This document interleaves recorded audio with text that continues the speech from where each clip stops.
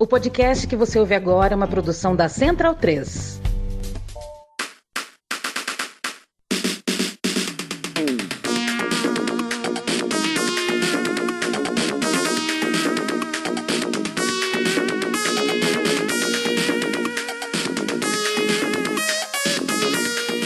Bem-vindo e bem-vinda ao podcast O Monolito. Eu sou o Leandro Amin e hoje recebo o Fred Caldeira, que topou falar comigo direto de Manchester, onde ele vive na Inglaterra.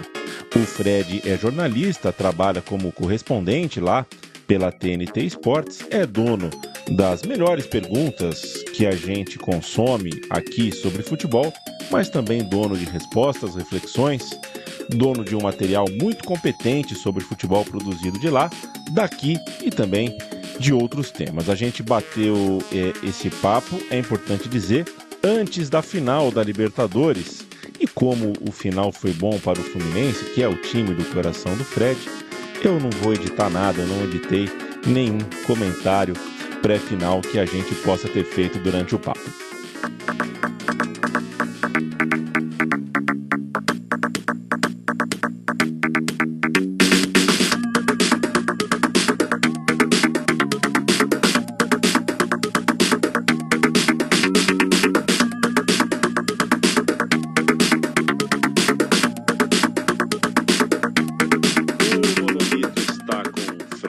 Eu agradeço demais que você tenha topado bater esse papo comigo aqui, nas janelinhas aqui dos nossos computadores. Eu imaginava te convidar para uma cerveja daqui uns dias no Rio de Janeiro, mas tem um técnico de futebol que talvez um dia chegue na Premier League e você converse com ele, que quis colocar um lateral direito de ponta e não deu muito certo. Então a minha viagem para o Rio de Janeiro foi cancelada. A sua viagem está confirmada porque o seu treinador tomou melhores decisões.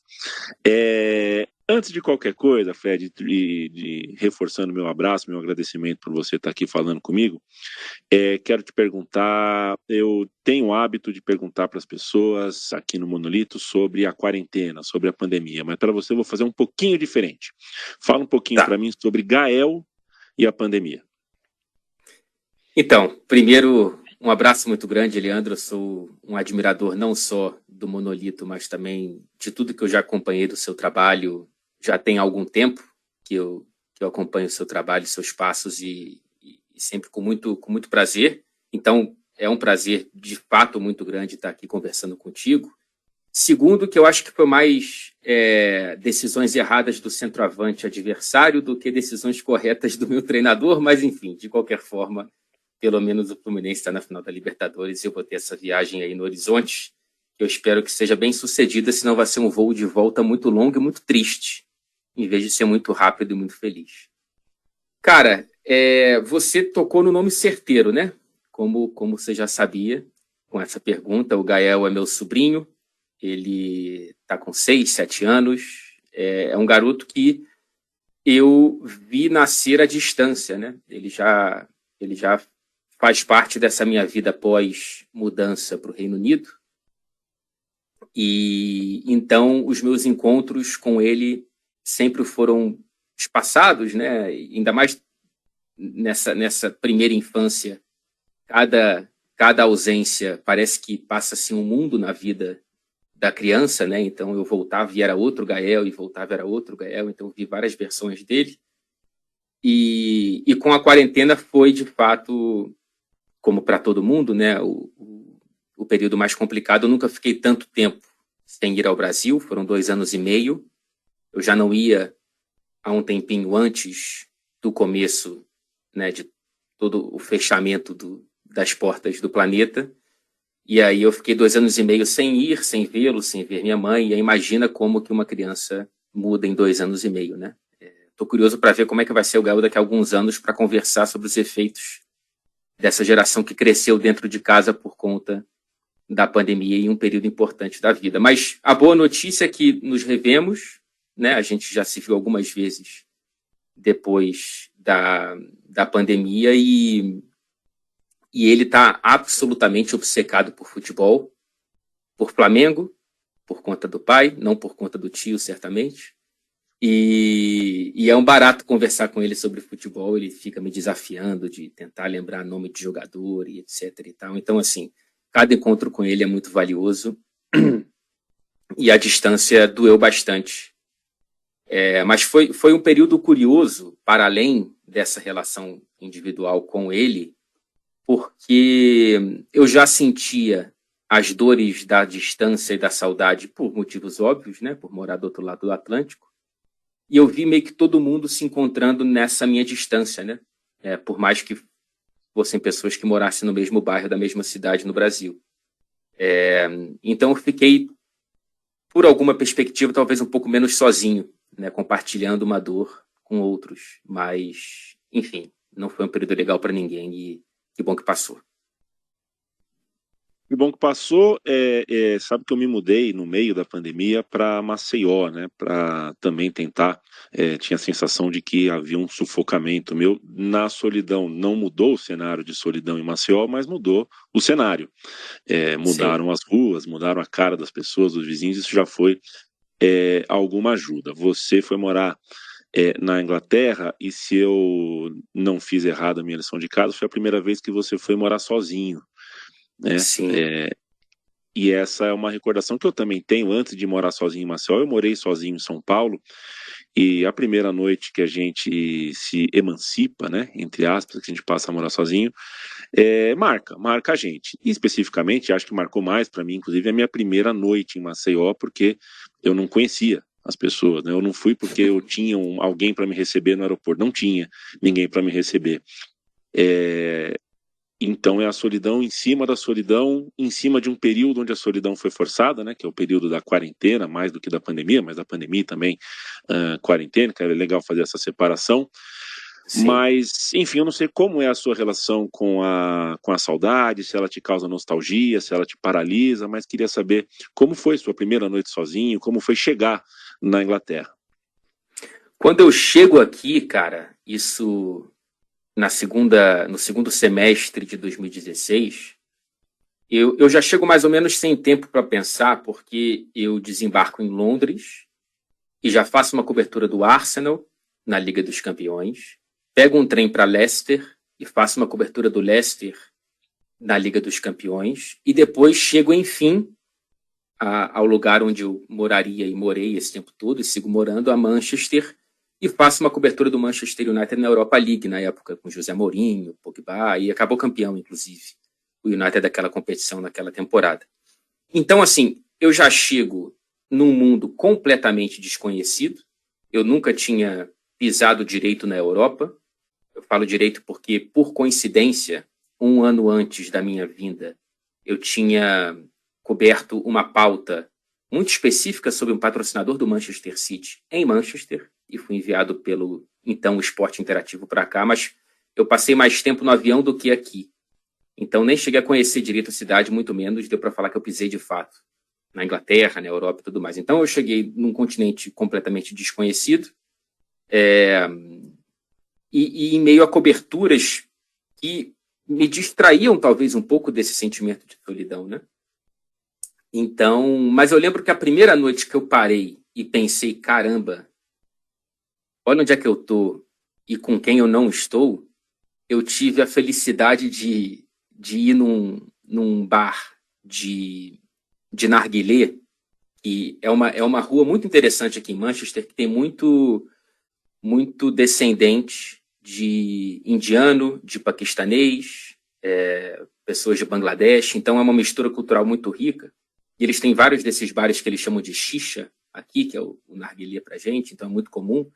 Eu fui no bar desse, estava sozinho, assim, para tentar conhecer alguma coisa fora dos estádios que eu tinha conhecido nos primeiros dias.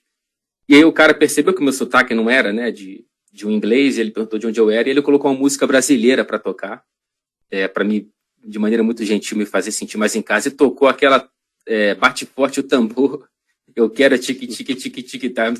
Assim, foi um negócio maravilhoso, porque eu estava em Manchester ouvindo essa canção na minha primeira noite em que a ficha meio que caiu. Carrapicho.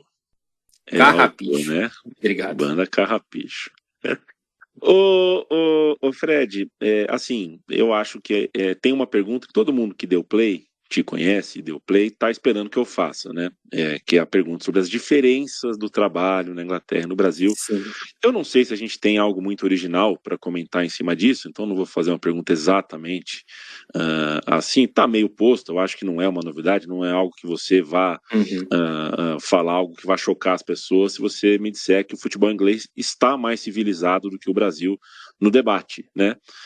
Nessa ponta aí que liga o público final, os jogadores e técnicos, pessoas dos clubes, os jornalistas no meio disso, o debate está mais civilizado, né? Eu acho que isso é um conceito, mas para não dizer que a gente não tocou no tema, eu quero te ouvir sobre esse lado que é o lado que é menos ouvido, né? Nessa ponte público-clubes, a gente fala muito com os públicos, né? Com os clubes e pouco, de repente, com a torcida, né? Você, por exemplo, faz perguntas ao Guardiola, mas não aos torcedores. Acho que isso é Sim, normal. sim. E eu queria saber quão civilizado é o debate na Inglaterra, esse debate que não chega para a gente, né? Um debate sobre elitização, sobre ingressos, sobre acesso aos clubes, seja ao vivo nos estádios, seja pela TV, direitos de TV, que é muito complicado na Inglaterra. Né, o time brasileiro de jornalistas, do qual você faz parte, aí teve e tem no João Castelo Branco uma seleção de reportagens especiais sobre ambiente de estádio. Ele se especializou em trazer para a gente, né, um olhar de como são os estádios na Inglaterra, de como é um dia de jogo na Inglaterra, focos na torcida. Mas assim, considerando que a gente teve no passado um Nick Hornby, que escreveu um Febre de Bola antes da Premier League se tornar o que se tornou, uma liga tão dominadora, né? Qual espaço um novo Nick Hornby teria hoje para falar sobre arquibancada, direito ao clube, direito ao estádio, liberdade para debater da onde vem o dinheiro dos clubes na Inglaterra, enfim? Sim. Os debates são muito interessantes por aqui, tá, cara? Assim, primeiro é importante a gente sair do ponto de vista, para me aprofundar aqui em alguns pontos que talvez sejam interessantes para quem está escutando e para você também, sair do ponto de vista do brasileiro que acha que tudo é perfeito no futebol inglês e, portanto, deve ser copiado e, portanto, venerado e etc. e tal, para o ponto de vista de quem cresceu aqui, nas arquibancadas daqui, e que, portanto, tem uma opinião muito mais crítica e com muito mais profundidade para entender os problemas do futebol inglês e da elitização e da invasão de dinheiro e etc. e tal, né? Eu tenho certeza que o Nick Hornby e outros são muito críticos à própria criação da Premier League, por exemplo, da maneira com a qual ela foi feita, né? Numa concentração de grana para um pequeno clube em relação ao restante da liga, e o título raramente saiu desse pequeno clube, né? O conto de fadas do Leicester, ele é utilizado muitas vezes para sustentar o argumento contrário. Ele é utilizado, é aquela velha história de usar a exceção para justificar a regra. E o Leicester é um caso que muito provavelmente não vai se repetir tão cedo, a não ser que chegue uma Arábia Saudita para o Newcastle, ou algo desse tipo. Então, assim, há vários debates sobre a concentração de grana. Eu tenho amigos que são torcedores de clubes que não estão na Premier League, que estão nas mais diversas divisões inferiores do futebol inglês, e para muitos deles é muito mais divertido que o clube deles não chegue na Premier League do que chegar e comemorar, no máximo, um empate dentro de casa contra o Manchester United, que está tropeçando pelo caminho. Assim, é muito mais legal você se divertir numa liga inferior para a parte significativa desses torcedores do que você entrar para o clube dos ricos, e a diferença de grana da Premier League para a Championship, que é a segunda divisão, ela é gritante. É muito mais divertido você participar de uma festa em que você pode sonhar em ser protagonista do que você ir para a Premier League e ficar ali, só, talvez, não sei, servindo bebida para os outros ficarem se divertindo um pouco mais, né? Então, assim, esse ponto de vista, ele bate muito em mim, acho ele muito interessante, de quem talvez torça para o time não ganhar a promoção, não subir de divisão, prefira estar ali na segunda, na terceira divisão. E também a questão do acesso, não só à arquibancada, que dentro dos principais clubes ele é praticamente impossível se você não tem algum familiar que tenha o season ticket, porque as filas são de anos, né? Se você quiser hoje entrar no site do Liverpool, olha, estou me mudando para a Inglaterra, para Liverpool, e quero ir a Anfield, toda a rodada da Premier League. Você não vai conseguir por alguns anos, a não ser que você vá no mercado paralelo e tudo mais. Então, assim, esse acesso ele já está totalmente tomado, saturado, e aí você pode tentar buscar os acessos aos clubes menores e tudo mais. O Reino Unido é o lugar mais difícil de você assistir a Premier League pela televisão, porque tem aquela regra do sábado às 3 da tarde do horário local, em que nenhum jogo de nenhum país pode passar nas televisões, como proteção às divisões inferiores.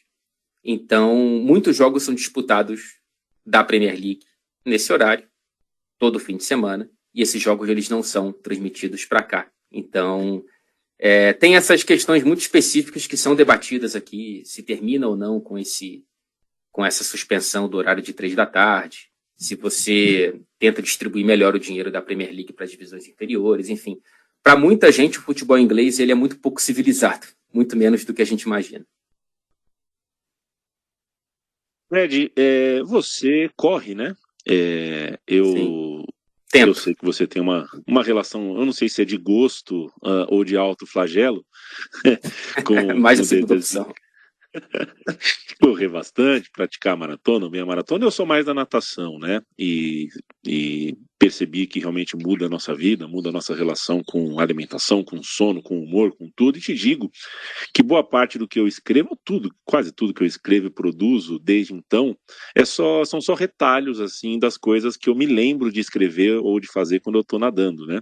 Os meus melhores textos são aqueles que eu escrevo mentalmente enquanto eu estou numa piscina ou no mar. Aliás, quero mandar um beijo para minha amiga Maria Laura, que certa vez me dividiu uma crônica, que infelizmente me foge o nome do autor. É um maratonista que relata que para fazer a sua primeira maratona ele juntou 42 pendências da vida, 42 pendências emocionais, pessoas com quem ele tinha que perdoar, oferecer um perdão, dizer alguma coisa, e foi deixando para trás. A cada quilômetro percorrido, ele deixava essa pendência para trás. E assim fez com que a maratona fosse uma metáfora das coisas que ele precisava resolver na vida dele. Como é correr para você, Fred? É uma terapia? Você está num país que é muito mais quente, muito mais frio do que aquele país onde você se acostumou a se exercitar, a experimentar o seu corpo, né? Como é que é para a cabeça de alguém que está longe, que está fora, que está no frio, enfim, né, qual é o barato para você de correr? A corrida, ela entra de maneira primária por uma noção de que, cara, eu não posso ficar parado, o meu corpo não foi feito para ficar parado, eu preciso me mover. Eu sempre gostei muito mais de jogar uma pelada, de jogar um futebol, do que de correr por correr.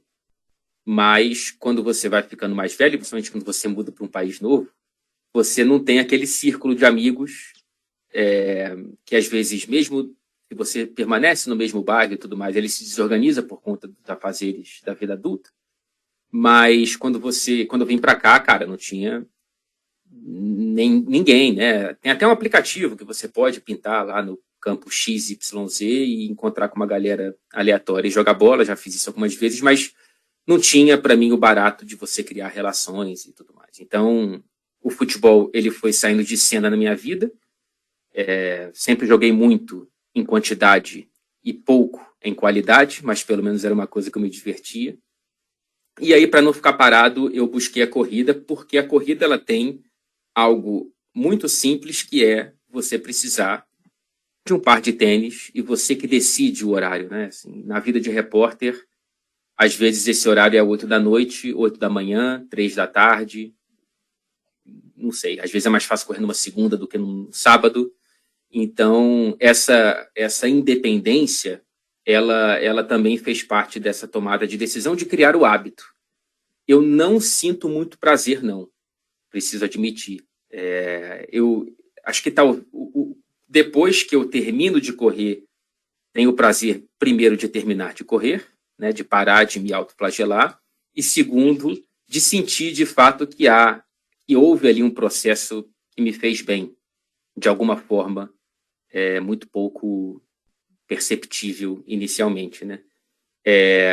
Eu acho que dá para chamar sim de terapia.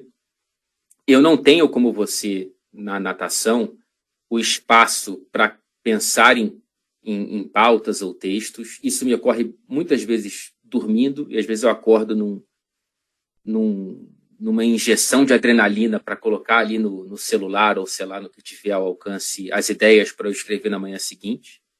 Tomando banho, talvez? Também? Tomando banho, às vezes, também. Também. Tomando banho, às vezes, também. Quando eu corro, talvez por isso esse campo ele não esteja desbloqueado, eu ouço muito podcast. Inclusive, eu ouvi muitos episódios deste enquanto corria. É uma promessa para mim mesmo. Como eu não tenho tanto prazer em correr, eu não ouço podcasts em nenhum outro momento da minha vida. Então, às vezes, eu começo a ficar nervoso que eu não estou correndo, às vezes mais por eu ter uma fila de episódios que eu quero escutar do que pelo exercício. Então, é um acordo que eu faço comigo mesmo e a corrida ela tem esse papel também. Fred, você citou a vida de repórter, né? E é aquela coisa, né? A gente faz muito trabalho que ninguém percebe, né? Às vezes é uma parte relativamente pequena do nosso trabalho que vira uma espécie de carimbo profissional nosso, né? Então você roteiriza, você grava, você edita, você leva a mala e cuia para o local, você estuda a pauta, você se desloca, se desdobra, e no entanto, para muitos, e não tem nada de errado nisso, acho que isso é natural, você é o brasileiro das perguntas para Guardiola, para Jürgen Klopp e para outros, né? Você é aquele repórter daquele momento que é um pedaço de poucos minutos em uma jornada de horas, né? E essa parte do seu trabalho, a mim, soa, né? Percebendo, tentando entender um pouco mais sobre quem faz a pergunta, não só sobre quem responde, soa como uma pista de como, não Guardiola ou outro profissional, mas de como você enxerga o mundo. E percebendo na sua atuação ali, naqueles minutos de interação com grandes estrelas do futebol, seja pós-jogo ou seja véspera de jogo, nem sempre a pergunta é sobre o jogo. E não perguntar sobre o jogo acaba sendo uma forma de falar do jogo, né? Você acha que, né, a observação que eu te faço é essa, né? E te pergunto também se você acha que a gente, né, se a nossa profissão aqui de jornalista, no momento atual que a gente vive, né, essa tentativa de usar todas as ferramentas que a gente tem, e a tecnologia demanda o nosso uso, né? A gente não existe essa ideia de que tem uma ferramenta à nossa disposição, a gente não vai usar. Tudo que é tecnológico nos força, né, nos dá essa demanda a gente tem que usar, nos invade mesmo. Então a gente tem acesso a métricas, a vídeos, a reprises, a 18 ângulos, muita coisa que está à nossa disposição. Então parece absurdo o que eu vou te falar, e até meio paradoxal. Mas será que a gente, quanto mais vê futebol, menos enxerga o futebol? Eu sinto isso muitas vezes, tá? Tem vezes que o respiro faz muito bem. Que se permitir um pouco de espaço para você decantar um pouco mesmo, né? O que você... Cara, tem fim de semana que, eu não sei você, na sua rotina, tem vezes que eu vejo o que para mim é muito. 5, 6, até 7 jogos de futebol. E às vezes eu sinto que eu vi que eu vi meio, né? Assim, porque vai virando um pouco o pano de fundo, né? Não sei, quem tem o costume de ligar o rádio toda manhã para fazer alguma coisa de casa, às vezes a música ela não está nem tocando direito para você, ela está ali como um detalhe, algo mais cosmético da sua manhã do que de fato um protagonista, e o jogo de futebol às vezes vira isso. Então dar um passo para trás é importante. Eu sinto que é importante, nem sempre é possível, né? Raramente é possível por conta das demandas. Eu não posso falar isso para o meu chefe, né? Assim, cara, então, esse jogo eu não vou cobrir porque eu preciso de um espaço. Não tem muito isso. Mas eu gosto de aproveitar sempre quando eu tenho, né? Então eu poderia, por exemplo, numa data FIFA, querer observar muito a interessante seleção venezuelana. Mas eu não vou fazê-lo. Porque se eu fizer isso, acabou. Eu já tenho que ficar de olho no Brighton, no Newcastle, no Aston Villa, no West Ham, fora os times do Big Six. Se eu quiser abraçar tudo que me parece interessante no planeta do futebol, eu não vou ter espaço para nada.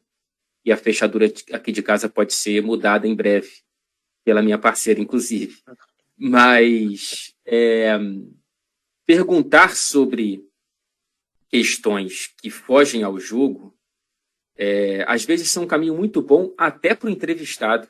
Assim, às vezes as pessoas esquecem que a gente está numa entrevista coletiva em que foram feitas perguntas anteriormente e serão feitas posteriormente. Então, você não necessariamente precisa fazer a pergunta, entre aspas, obrigatória, né? Então, você pode se permitir, no meu ponto de vista, buscar algo um pouco que tangencie, ou nem sempre, pode ser algo paralelo, inclusive, né? Que nem passe perto daquilo que está acontecendo ali, para trazer algo diferente. E eu sinto que esses caras, eles ficam de saco cheio mesmo, assim, toda entrevista como é que está o departamento médico? O adversário é bom, não é? Vai ser o lateral X ou o lateral Y? Quem é que vai entrar por dentro? Quem é que vai ser o ponto?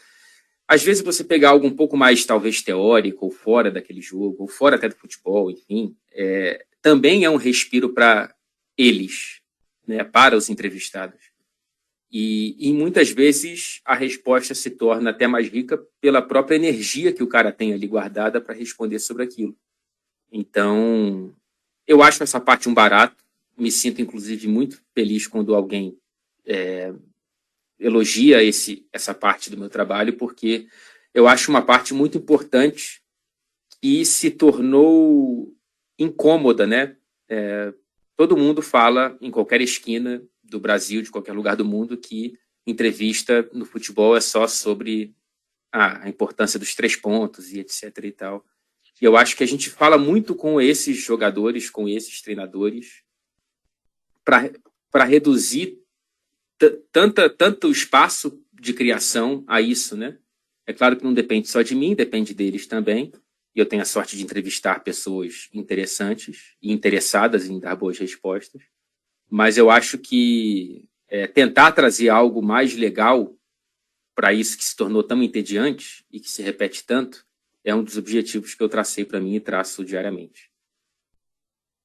Eu gosto sempre de fazer uma lembrança, complementando uma das coisas que você falou, que essa demanda muito alta por futebol faz a gente ter que assumir certas lacunas, né? No meu caso aqui, quando escolhi me habilitar para falar de futebol feminino e passei a ver mais jogos de futebol feminino, eu tive que abandonar o sub-20 e o sub-17, que são coisas que eu adoro ver jogo de moleque.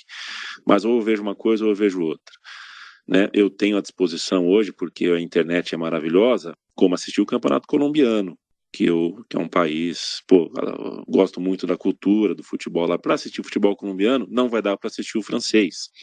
E a gente vai parando para ver uma coisa, a gente vê outra, porque o dia continua tendo 24 horas e, embora eu me apresente, tente me habilitar como alguém que fala de futebol, eu ganho dinheiro editando podcasts. E edito podcasts sobre saúde, sobre política, sobre uma porção de coisas, e não dá tempo da gente fazer tudo. O mundo é mais água do que a gente pode beber, então é importante que a gente sempre tente bancar aquele cara que fala com você direto.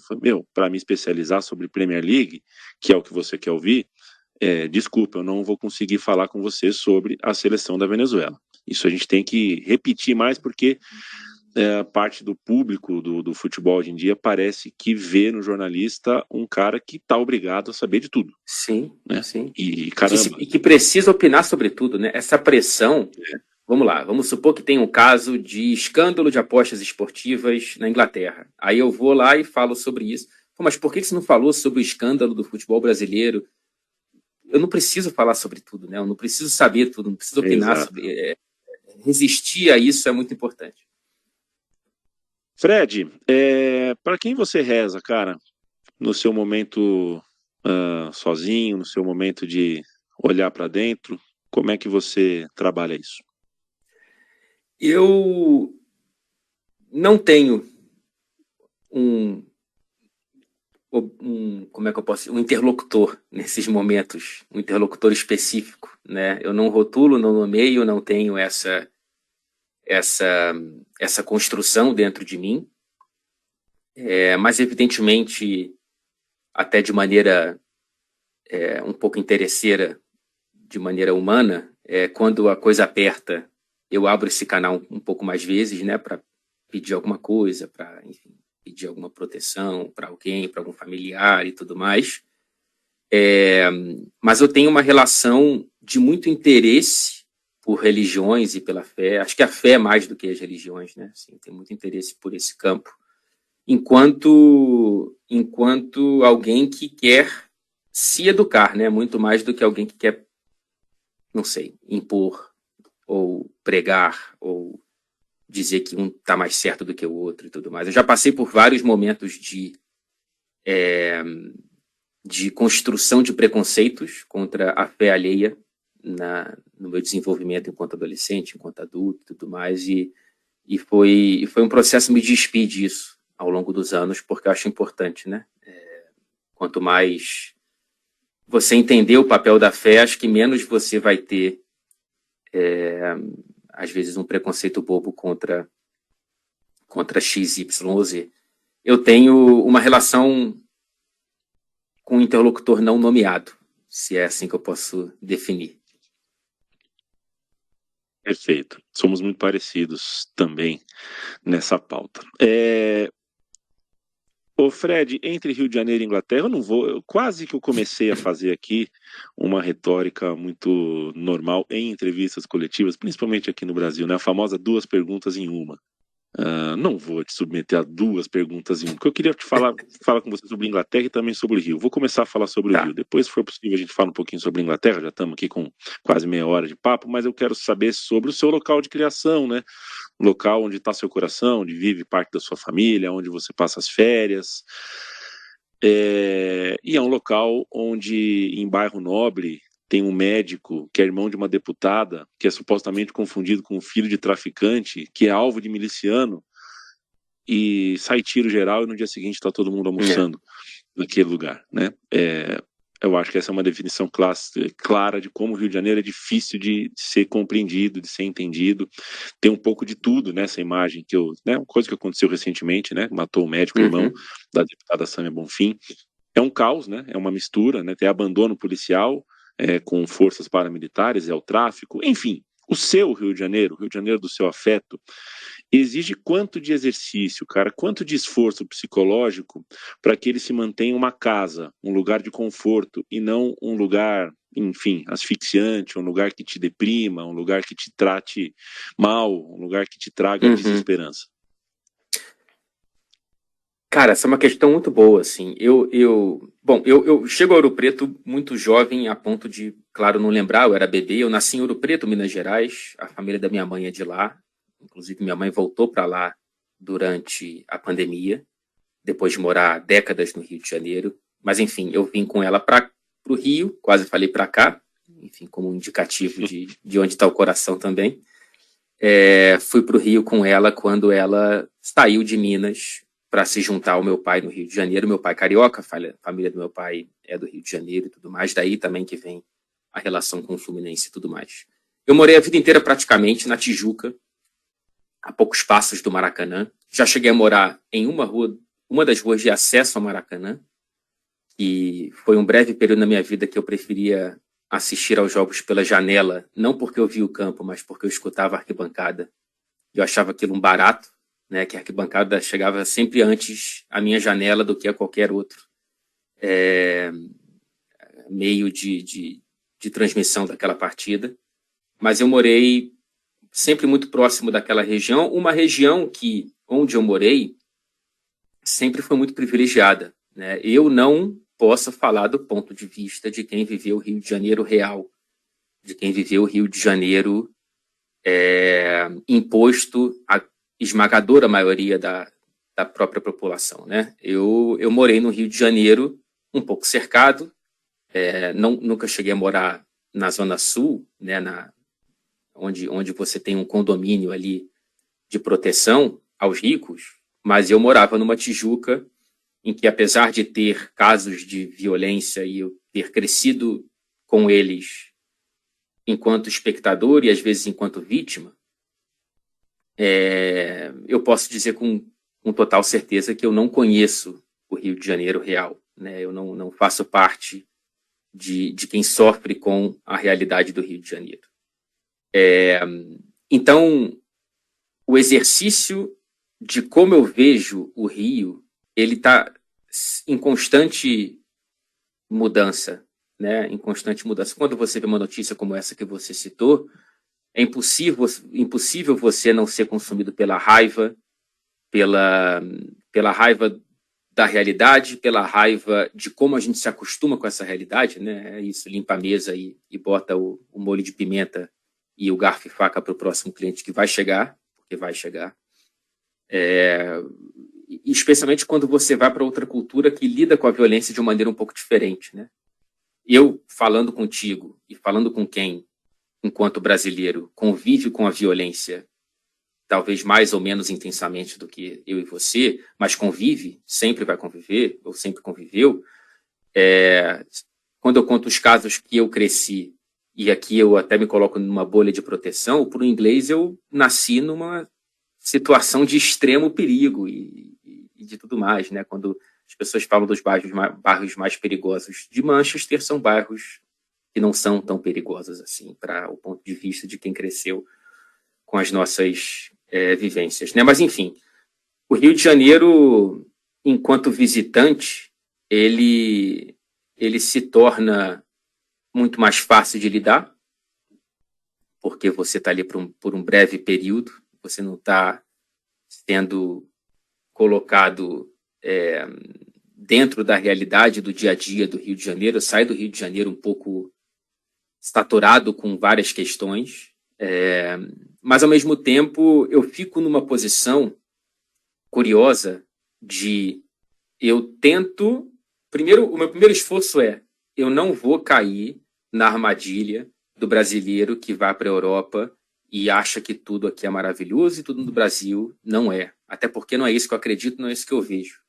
Então, eu tento sempre calibrar para não entrar nessa postura quase que você pula a cerca para o lado do colonizador, né? Em vez de você ter essa postura um pouco mais eu fico meio mais defensivo em relação ao Brasil, em relação ao Rio de Janeiro, quando essa pauta vem às conversas aqui.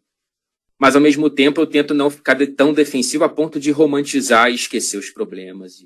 Então, enfim, eu fico nessa constante batalha, vai. Para não perder, então, já que eu não fiz duas perguntas em uma e você me entrega a palavra falando da sua relação defensiva com alguns pontos na conversa na Inglaterra, eu te pergunto para o imigrante Fred, né? A Inglaterra tem um problema de qual tamanho com o racismo, com a xenofobia, com o problema com o imigrante, não o imigrante branco, mas o imigrante que vem dos lugares que mais sofrem com o racismo e com a xenofobia? É um problema muito sério e muito grande. E que a gente, ou pelo menos eu, né, não tinha qualquer noção antes de me mudar para cá. A minha experiência pessoal é muito tranquila nesse sentido, até porque eu sou homem, até porque, bom, eu sou branco para os olhos brasileiros, eu não sou branco para os olhos ingleses, né? Eu sou um latino para os olhos ingleses, portanto, não sou, aos olhos dos preconceituosos, um cidadão de primeira categoria aqui, mas também eu não sou o perfil que eles mais detestam, o perfil que eles mais tentam marginalizar. Então eu fico numa posição relativamente confortável para um imigrante aqui. Eu já escutei histórias de mulheres brasileiras que vieram para cá e foram tratadas de uma maneira exageradamente sexual, porque há essa imagem da sexualização, claro, do estereótipo da mulher latina, da mulher brasileira e tudo mais, o que não me atinge e me coloca numa posição em que eu adquiro mais críticas por escutar e por ler e por me interessar do que por viver, né? A Inglaterra, o Reino Unido vive um momento singularmente preconceituoso e com esse papo de soberania nacional e esse papo da extrema-direita que é comum quase em qualquer canto do planeta.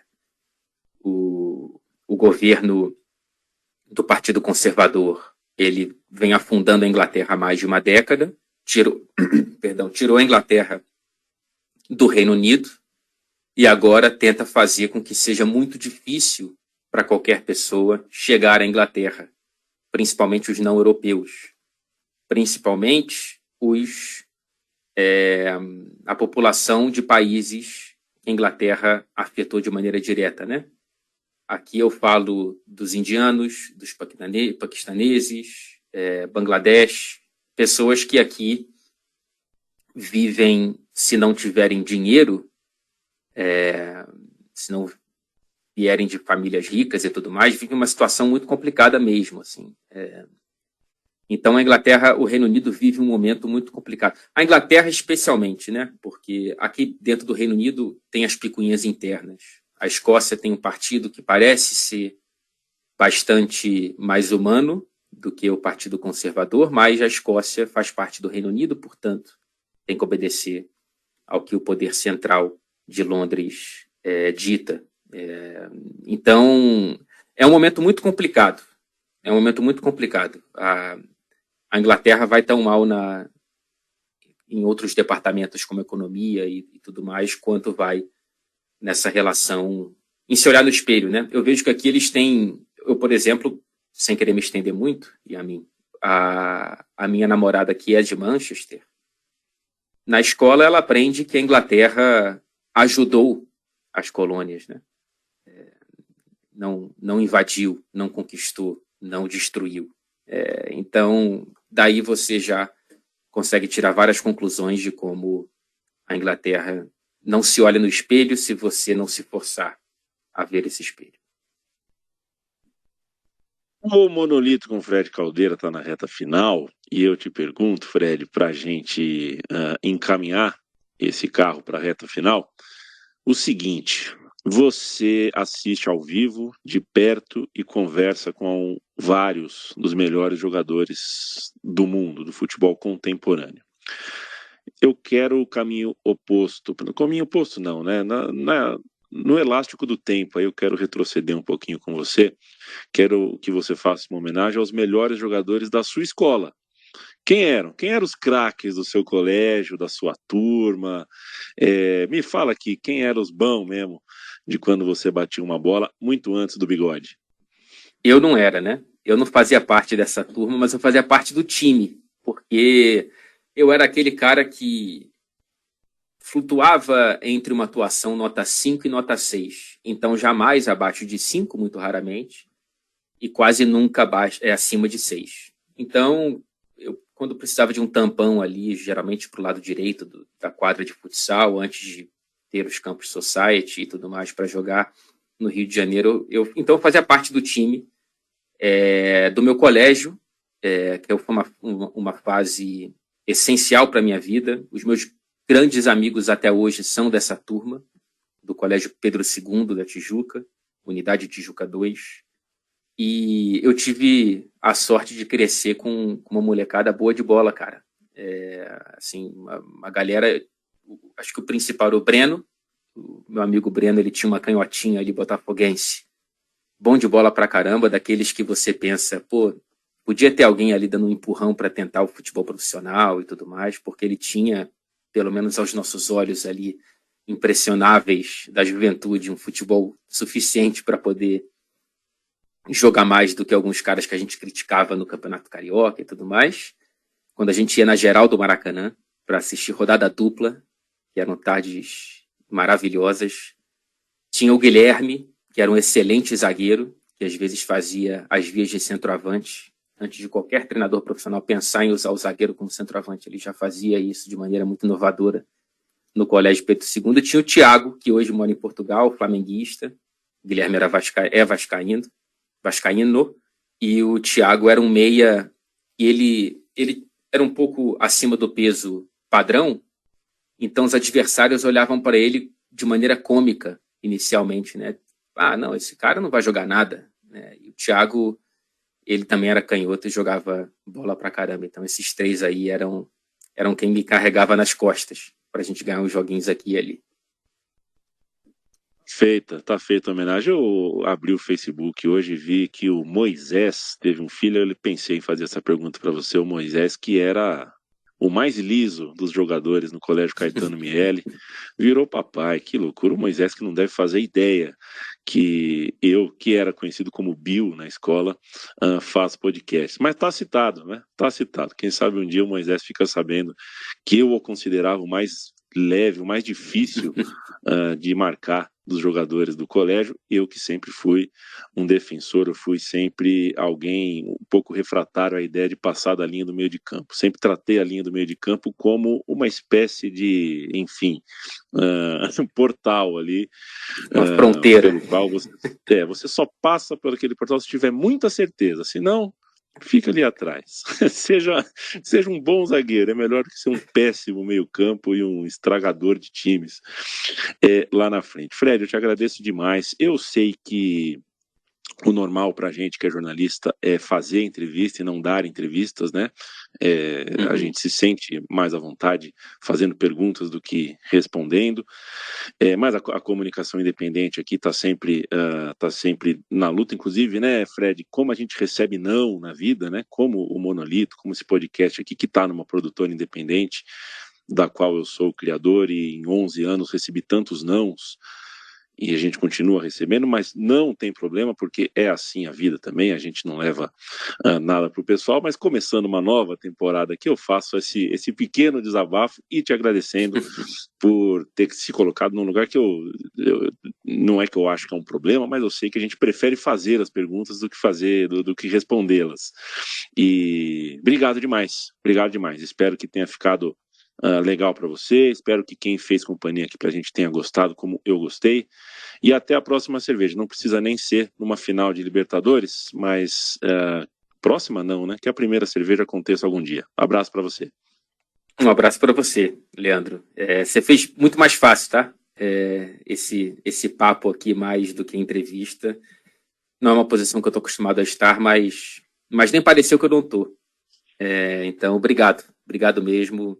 Repito aqui mais uma vez que sou um admirador do seu trabalho, portanto, é um prazer muito grande. O sim, ele já era automático, né? A pergunta que foi algo que me alegrou bastante, o convite para vir para cá. Então, fico feliz de fazer parte dessa temporada, que venham muitas pela frente e que venham mais sim do que não daqui adiante. Um abraço para você e coração na mão para essa final, Leandro. Coração na mão.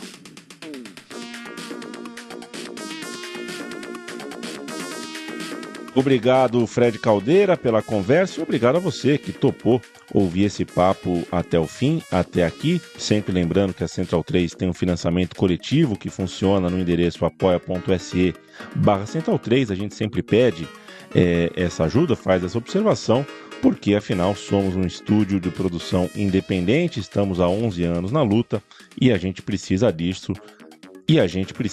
para seguir em pé. A gente volta em breve com mais um episódio de O Monolito. Mando um grande abraço para você. Tchau, tchau.